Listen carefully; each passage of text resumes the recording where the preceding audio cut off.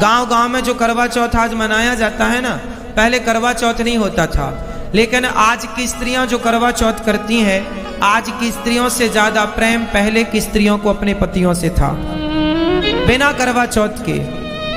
ये नहीं कह रहे हैं हम कि आज नहीं है, लेकिन पहले ना कोई करवा चौथ नहीं था, कोई फॉर्मेलिटी नहीं थी, लेकिन तलाक भी कहीं नहीं था। पति पत्नी का रिश्ता बहुत मधुर होता है, इसलिए आपका पति हो या आपकी पत्नी हो, दोनों एक दूसरे के पूरक होते हैं। रिश्तों में ना दोनों की जरूरत, दोनों से ही तो रिश्ते हैं। साइकिल के दो पहिया यदि हैं तो साइकिल ठीक है, एक भी पहिया नहीं है तो साइकिल कैसे चलेगी, कितने दूर तक जाएगी। ऐसे गृहस्थी में पति पत्नी दोनों पहिए की तरह है, ना कोई कम है ना कोई ज्यादा है, दोनों बैलेंस। इसलिए पति और पत्नी दोनों को समझदार होना चाहिए, एक दूसरे के लिए जीवन होना चाहिए, एक दूसरे की खुशी का ख्याल होना चाहिए। आज रिश्तों में ना खटास क्यों है, झगड़े क्यों हैं? क्योंकि आज का इंसान स्वार्थी ज्यादा है। आज कुछ स्त्रियां, कुछ पुरुष स्वार्थ के कारण वो अपने रिश्तों को बिगाड़ लेते हैं। स्वार्थ के कारण कुछ पत्नियां पति को छोड़ देती हैं, कुछ पुरुष स्त्रियों को छोड़ देते हैं। रिश्तों को बनाओ साहब।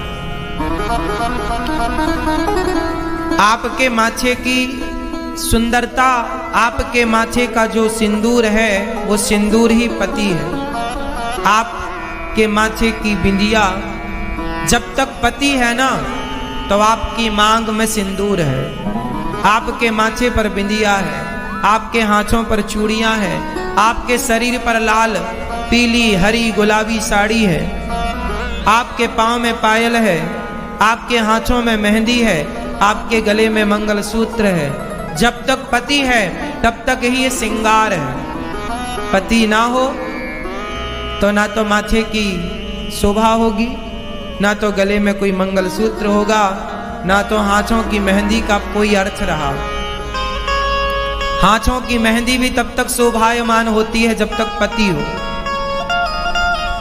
इसलिए तो कहते हैं कि अपने पति को भगवान के रूप में देखो। मतलब आप जैसे पत्थर की मूर्ति को आप भगवान मानते हो, तो फिर पति को भगवान क्यों नहीं मान सकते? इसलिए अपने पति को पुरुष ना मानो।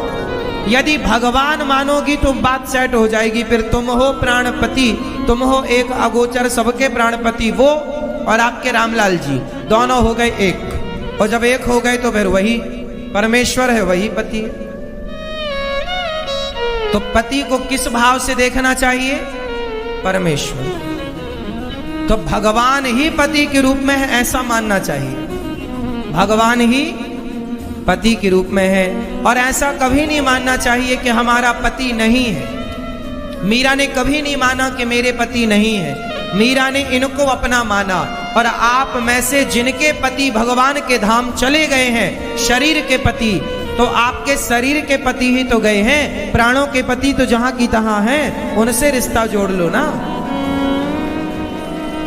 वो तो जहां की तहां है, वो तो नहीं कहीं गए।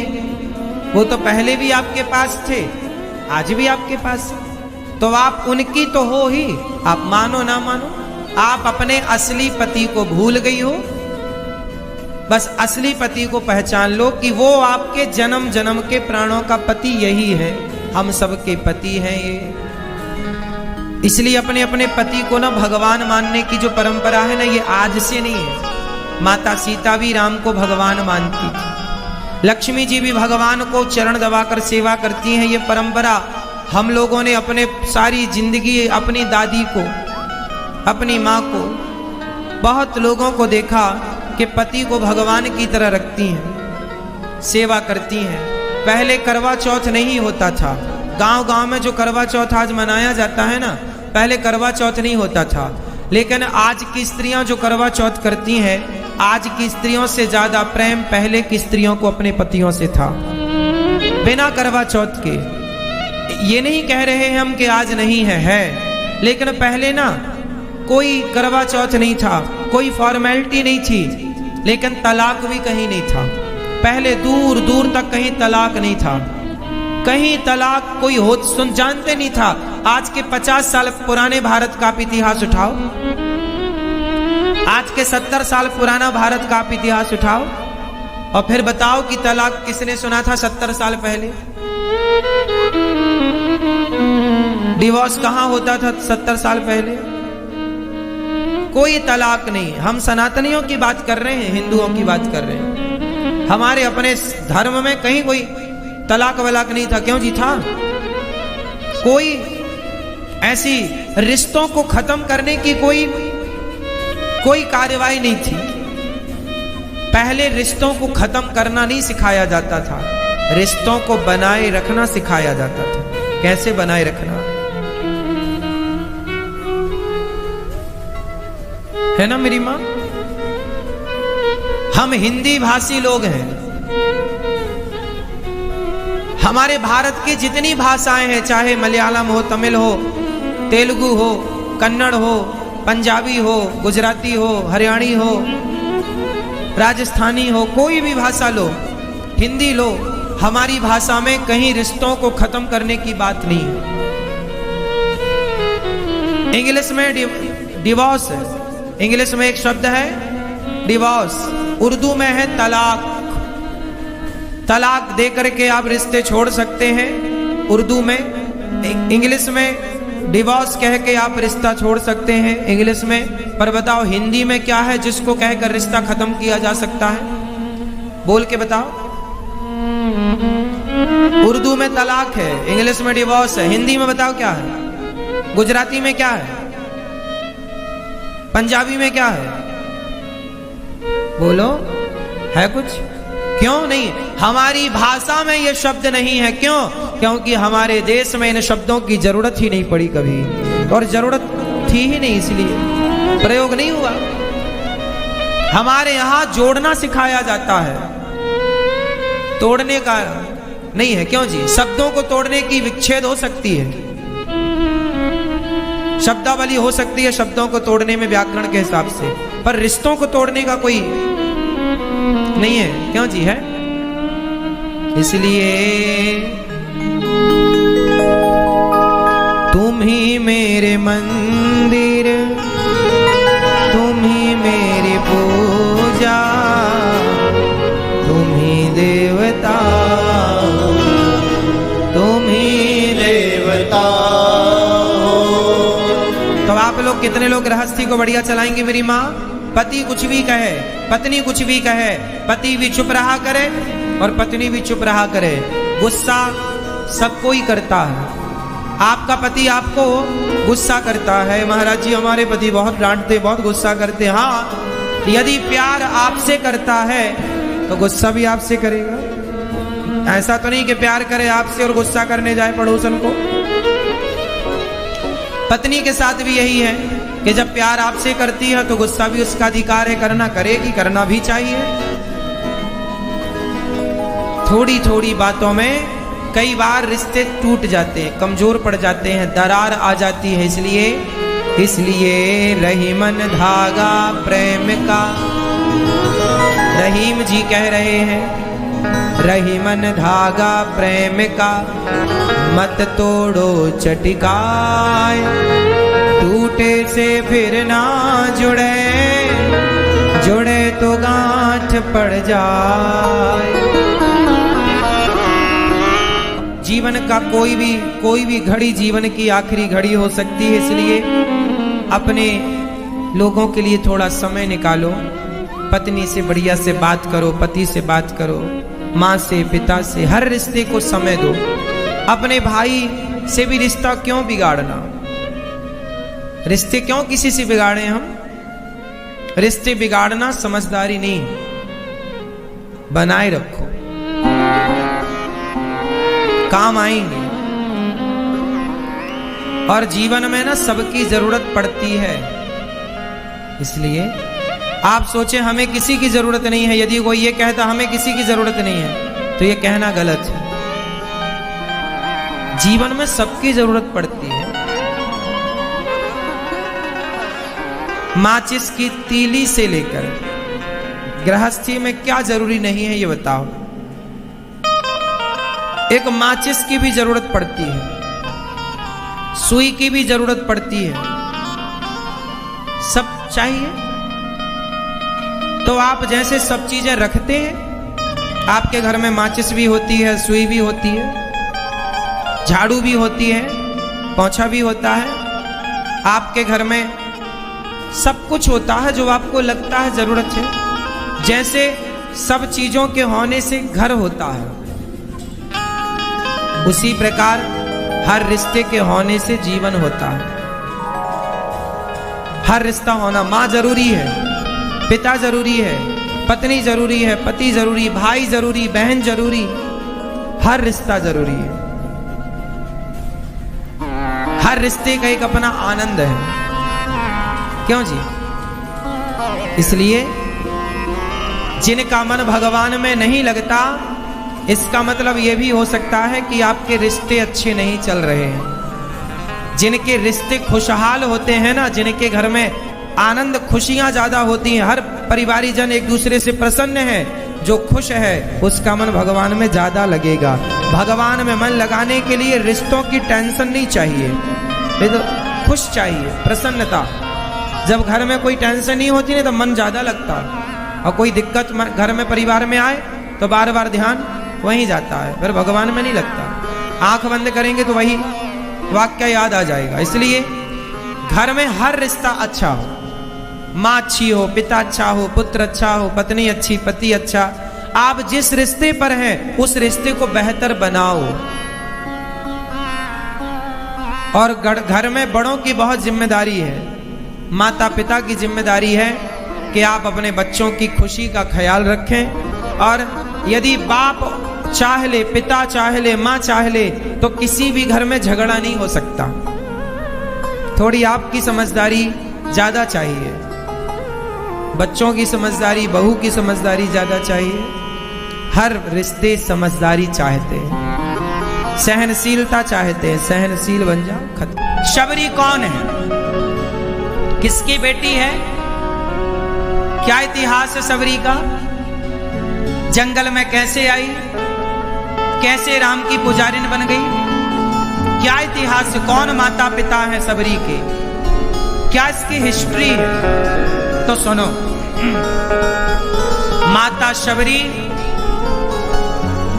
भीलों की बेटी है, जंगल के कोल भील, भीलों के एक राजा थे।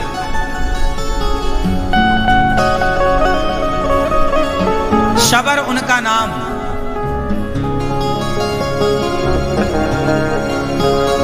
एक दिन वो जंगल के बहुत सारे जानवरों को इकट्ठा कर रहे थे। तो शबरी ने पूछा, मां, ये पिताजी आज सारे जानवरों को इकट्ठा कर रहे हैं, जानवर चिल्ला रहे हैं। तो मां ने बाल सुलझाते हुए शबरी के कहा, बेटी परसों तेरा ब्याह है,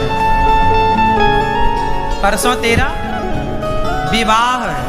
अच्छा, मेरा विवाह है, तो ये पशुओं को क्यों इकट्ठा कर रहे हैं पिताजी? बाड़े के अंदर, बाड़ा मतलब एक स्थान, उसके अंदर सबको भर रहे हैं, हिरण और सारे जंगली जानवर।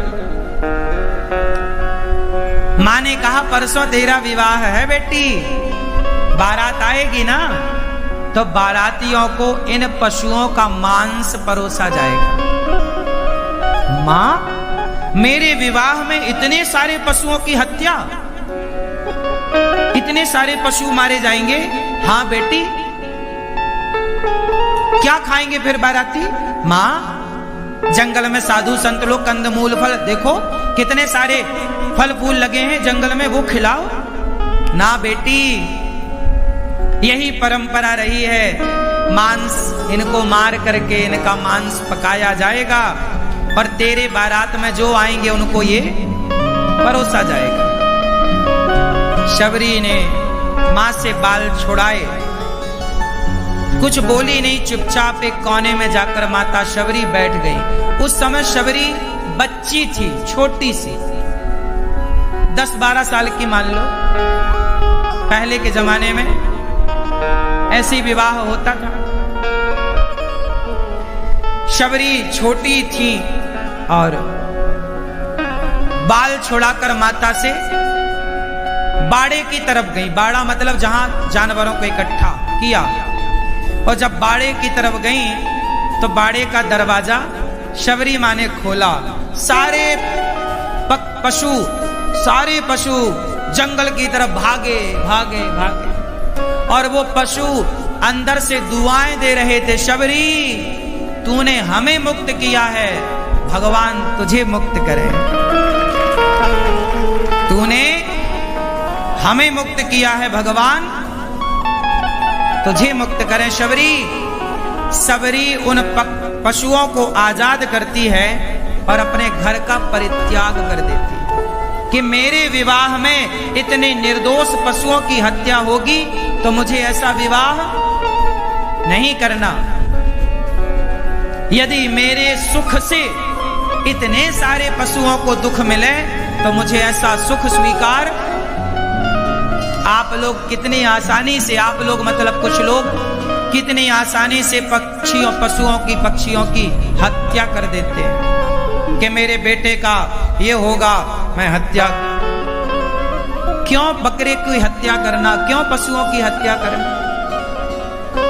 मारना है, बलि देना है तो पशु पक्षियों की क्यों? अपने अहंकार की बलि दीजिए, अपने क्रोध की बलि दीजिए, अपने भीतर की बुराइयों की बलि दीजिए। शबरी चली और जंगल जंगल शबरी भटकती रही।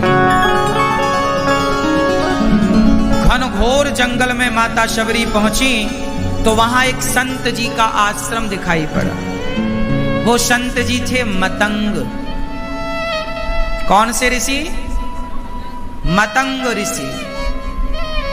मतंग ऋषि अब वो रोज झाड़ू लगाती है। जिस रास्ते से संत लकड़ी लेने जाएं, पुष्प लेने जाएं, झाड़ू, किसी संत ने देखा कि ये कोई झाड़ू लगाता है तो लोगों ने देखा, अरे ये महिला यहाँ कैसे? सबने विरोध किया कि संतों के बीच में महिला का क्या काम, चल भाग। मतंग ऋषि आए, चरणों में गिर पड़ी, गुरुजी हमें स्वीकार कर। मतंग ऋषि ने माता शबरी को कहा, बेटी तू मेरे आश्रम में रह जा, मेरे आश्रम में रह। लोगों ने विरोध किया कि इस महिला को आप अपने आश्रम में क्यों रखते हैं? मतंग ऋषि बोले, जो तुम्हें कहना है कहो, पर शबरी आज से यहीं रहेगी। सबका विरोध सहकर भी मतंग ऋषि ने शबरी का साथ दिया। देखो जरा, आज के लोग कितनी सरलता से संतों पर आरोप लगा देते हैं। आज कितनी सरलता से लोग कह देते हैं, तुलसीदास जी को कह दिया लोगों ने कि तुलसीदास जी तो नारियों का विरोध करते हैं। अरे संत कभी नारियों का विरोधी नहीं रहे। शबरी को कोई शरण देने को तैयार नहीं। उस घनघोर जंगल में एक संत की कुटिया में माता शबरी को मतंग ऋषि ने शरण दी। शबरी भील जाति की थी। संत को ये नहीं लगा कि इसकी जाति क्या है।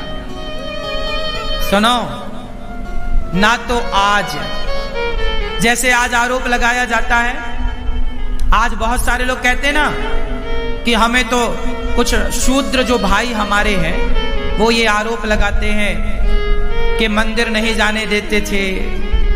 भाई, शबरी तो संत जी की कुटिया में रहती थी।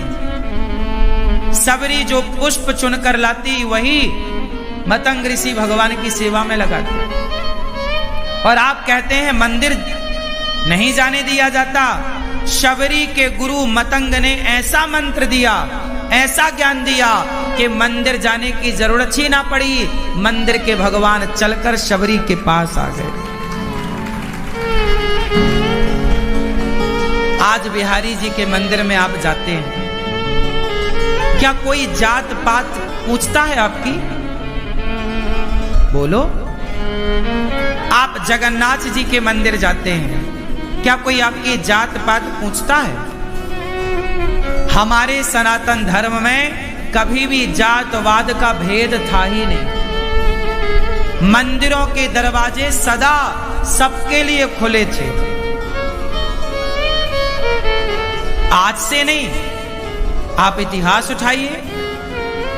जगन्नाथ पुरी का मंदिर कोई आज का है क्या? हजारों वर्ष पुराना है। आप तिरुपति बालाजी जाइए, क्या वहां कोई जात पात का भेद है कि इस जाति का दर्शन नहीं करेगा?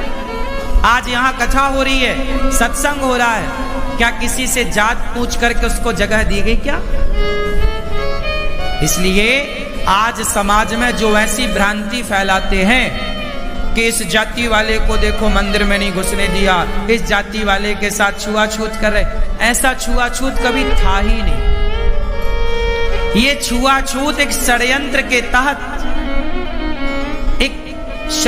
के तहत हिंदुओं को भटकाने के लिए, आपस में लड़ाने के लिए ये छुआछूत का जहर घोला गया बाद में अंग्रेजों के द्वारा, मुगलों के द्वारा। फूट डालो शासन करो, ये किसका नारा था? बोलो।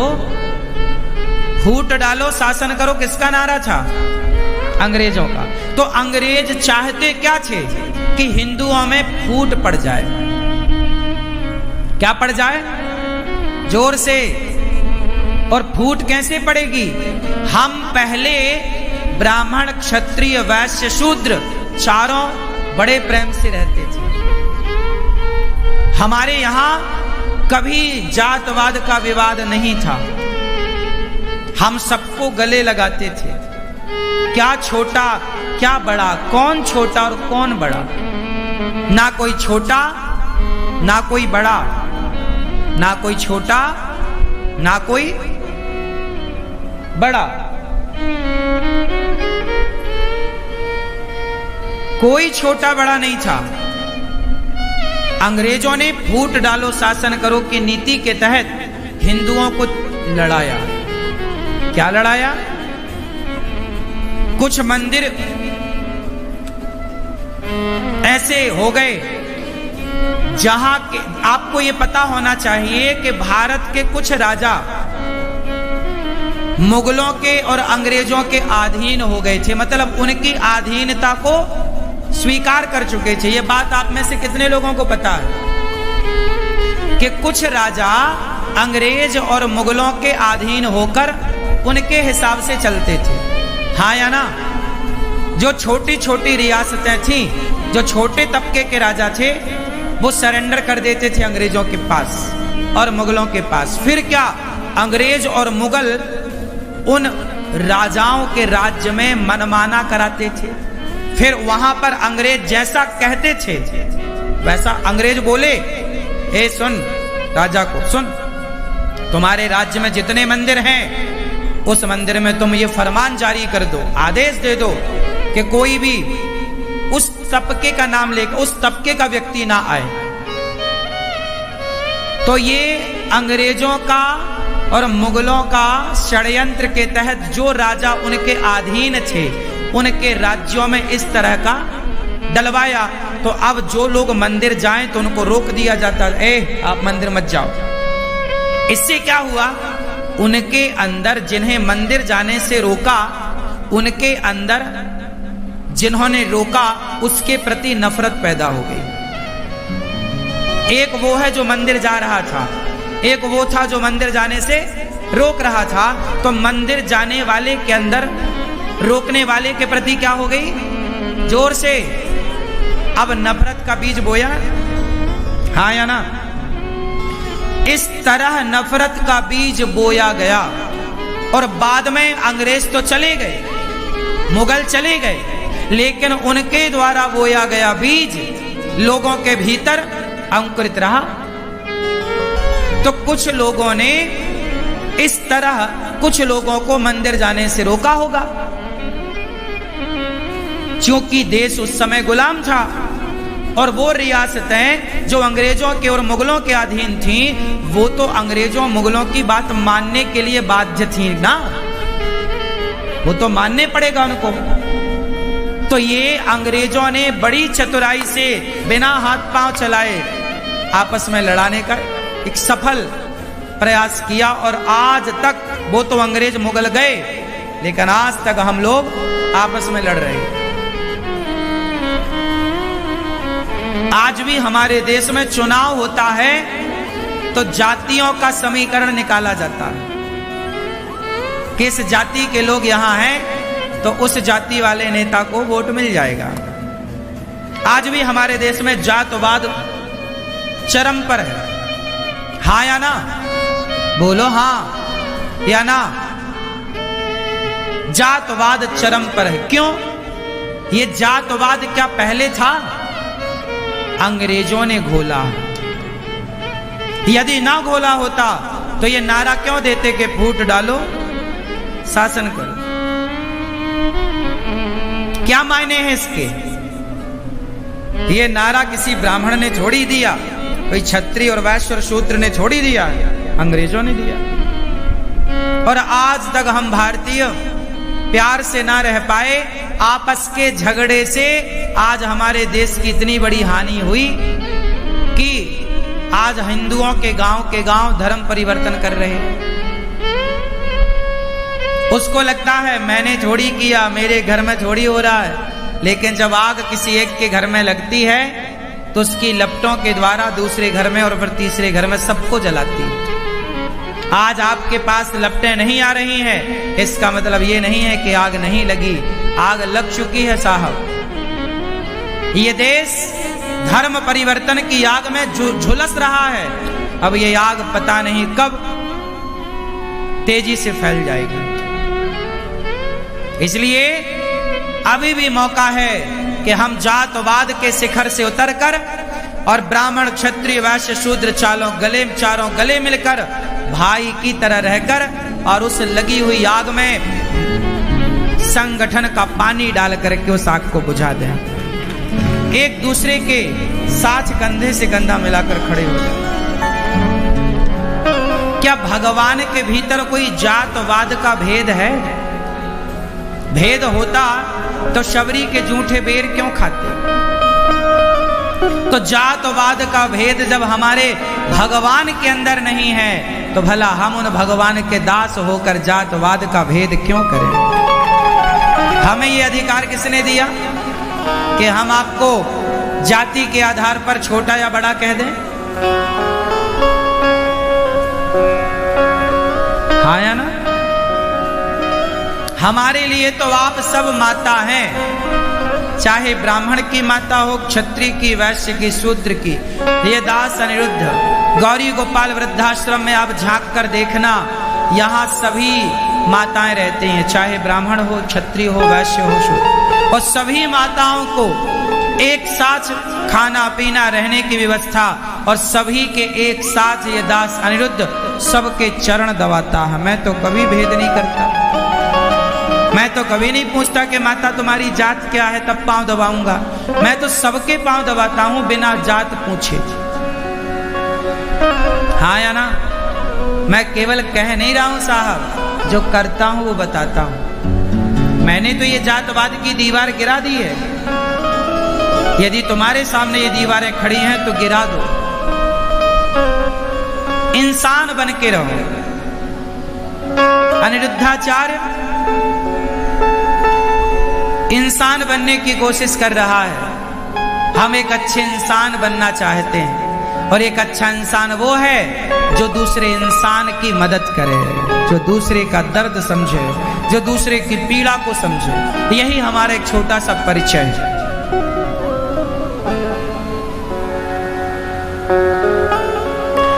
माता शबरी राम को बेर खिला रही हैं, राम जी खा रहे हैं। अधम ते अधम अधमवती शबरी माँ बोली मैं कितनी अधम हूं, आपने कृपा करी। राम जी बोले माता, अधम गो जाति से कोई अधम नहीं होता। जो मनुष्य शरीर पाकर जो समाज की सेवा नहीं करते, जो प्रभु की सेवा नहीं करते, जो भगवान को भूल गए हैं, वो लोग अधम हैं। अधम कौन होता है? जो मानव का शरीर पाकर भी मानव जाति की सेवा ना करे, वो अधम है। और राम जी जातियों के बंधन में नहीं बंधते। वो ब्राह्मण था रावण, पर गलत था तो उस ब्राह्मण को मार दिया, और शबरी सही थी तो झूठे बेर खा लिए। हाँ या ना? राम ने ब्राह्मण को मारा और शबरी के बेर खाकर गले लगाया। हाँ या ना? आज तक ब्राह्मणों को इस बात से आपत्ति नहीं है कि राम ने ब्राह्मण को मार दिया, शबरी को गले लगाया। लेकिन यदि कोई और होता समाज की बातें ज्यादा करने वाला, तो वो क्या बोलते, देखो राम ने हमारी जाति वाले को मार दिया।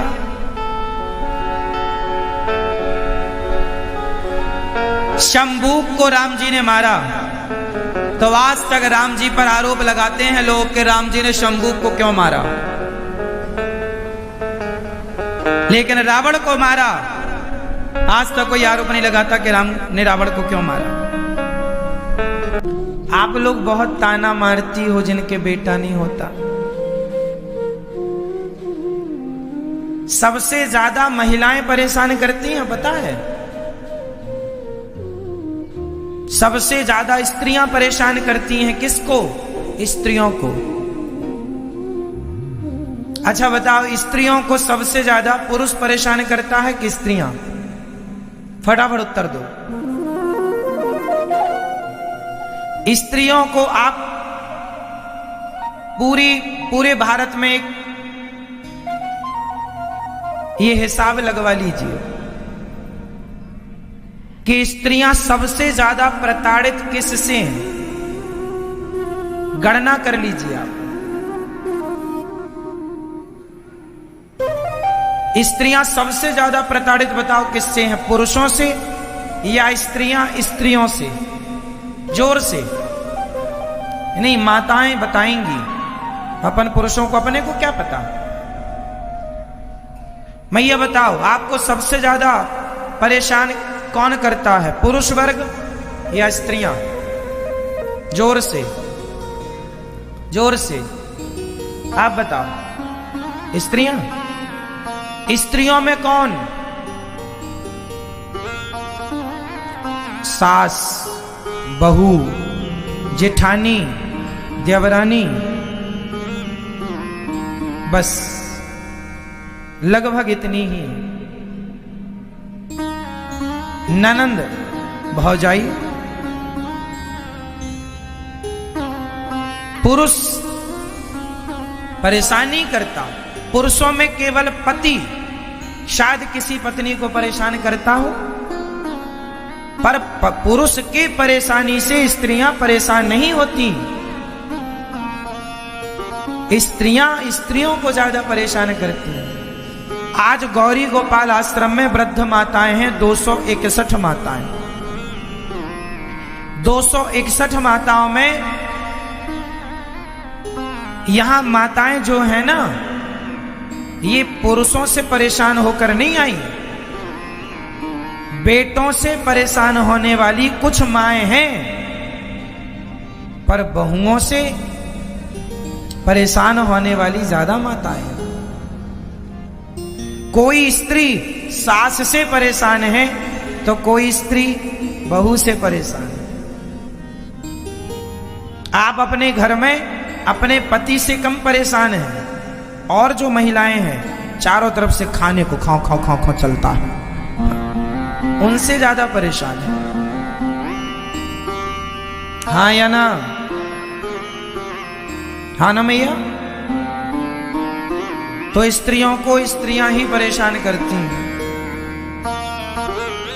और जिसके बेटा नहीं होता ना, उसको तो वो जहां जाके बैठे तो स्त्रियां बस एक ही सवाल, कुछ है क्या? कुछ नहीं। अरे राम राम, फलाने की बहू को तो कुछ नहीं है, फलाने की बहू के तो बेटा नहीं है। हाँ, तो तुम्हारी बहू के तो बेटा है, तो तुमने कौन सा गढ़ जीत लिया? बेटा नहीं है, बेटा नहीं है, बताओ कितनी घटिया सोच है ना लोगों की। जिसके बेटा है वो कौन सा गढ़ जीत लिया, ये बताओ। आप लोगों के बेटा है तो आप कहां के राजा हो गए, बताओ। क्या जीत लिया आप लोगों ने? बच्चे तो सुअर भी पैदा कर लेते हैं। ये शरीर बच्चे पैदा करने के लिए ना मिला, मेरी मां मीरा की तरह भगवान को पाने के लिए मिला है। इसलिए कोई मीरा से नहीं पूछता कि तेरे बच्चे कितने। मीरा से तो मीरा का प्रेम पूछ लो कि गोविंद से प्रेम कितना है, प्रभु से प्यार कितना है।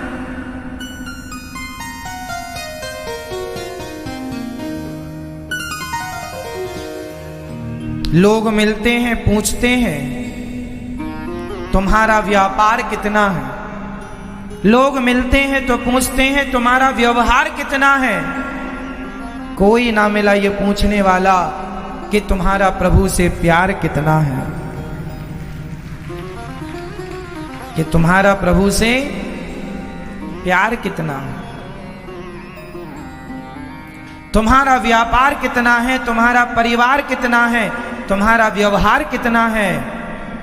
बहुत लोगों ने पूछा, पर किसी ने ना पूछा कि तुम्हारा प्रभु से प्यार कितना है।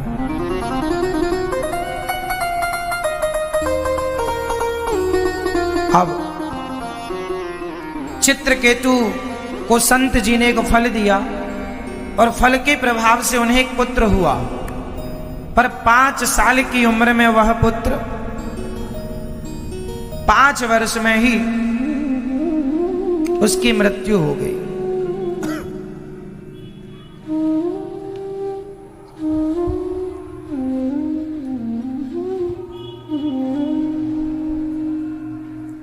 पांच वर्ष में ही उसकी मृत्यु हो गई। जब 5 वर्ष की उम्र में उसकी मृत्यु कैसे हुई? उसकी जो एक पत्नी को बेटा हुआ, अन्य पत्नियों को बच्चा हुआ नहीं, उन रानियों ने उस बच्चे को जहर दे करके मार डाला। बहुत सारी पत्नियां थी राजा की, उनने जहर दिया और मार डाला। सोती रह गई, सोते रह गए, सोता रह गया बेटा। राजा रोए, रानी रोई, पर क्या मर गया। नारद जी आए, क्यों रो रहे हो? क्या करें महाराज, हमारा बेटा चला गया।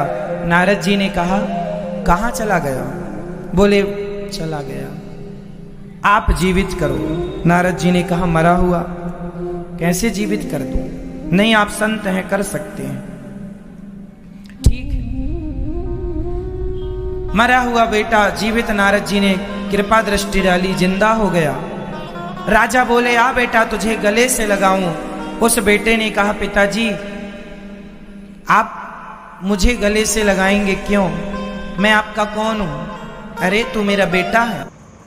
दोस्तों, अगर आपको ये वीडियो पसंद आए तो इस चैनल को लाइक करके सब्सक्राइब करना ना भूलें।